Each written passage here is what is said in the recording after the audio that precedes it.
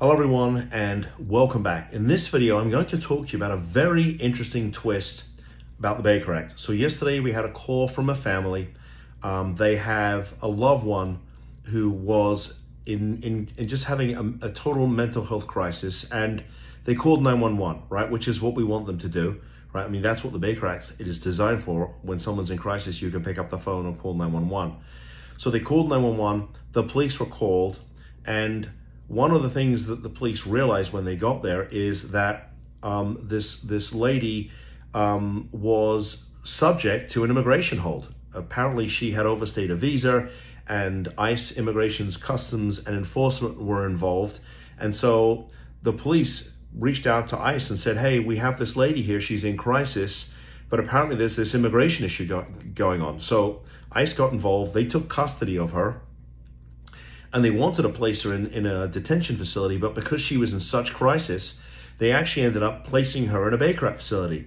Now, I'm glad that they did in terms of getting her the help that she needed, but here's the rub. She had been there for a month, a whole month, with nobody apparently doing anything to help this poor lady, right? She had not seen a judge, she hadn't spoken to a lawyer, no due process, none of that stuff, okay? And I'm not talking about the whole immigration issue, okay? This is not a political statement. This video is about what can happen when you get placed in Florida's broken, draconian mental health system, which is the Baker Act.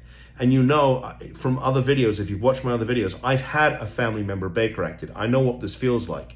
I've also represented probably close to 600 or 700 other families throughout the years and dealt with their issues and successfully got their loved ones released.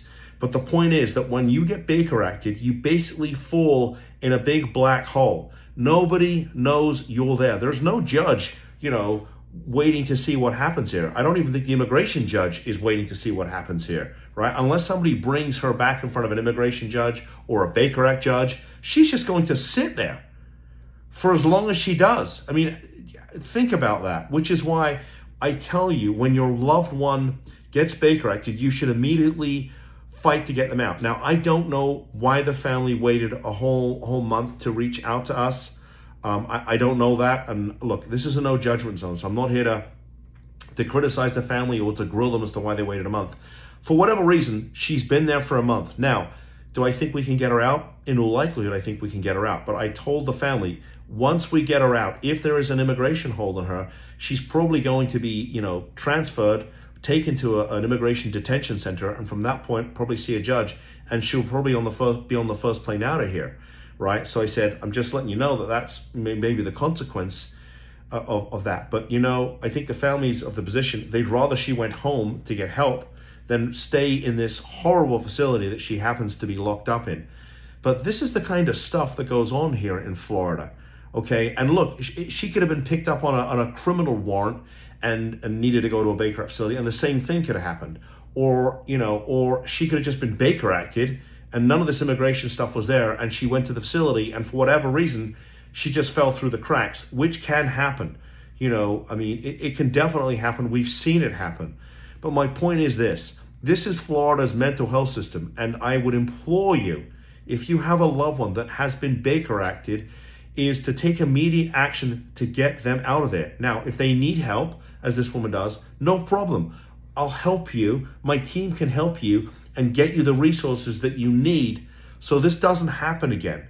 But I tell families routinely when they call us, whether it's about the Baker Act or the Marchman Act, whatever it happens to be, if your loved one is dealing with a behavioral health issue, if you don't deal with it, okay, at some point, the state will do it for you. They'll either do it through the criminal system, because people with behavioral health issues tend to get arrested, or they'll do it through the mental health system, because people with behavioral health issues tend to get Baker Acted. But either way, the state of Florida is just really terrible at taking care of these issues. They simply are, right? So I would implore you, if your loved one's been Baker Acted, let's get them out. If you have a loved one with a behavioral health issue, drugs, alcohol, mental illness, call us, we can help you.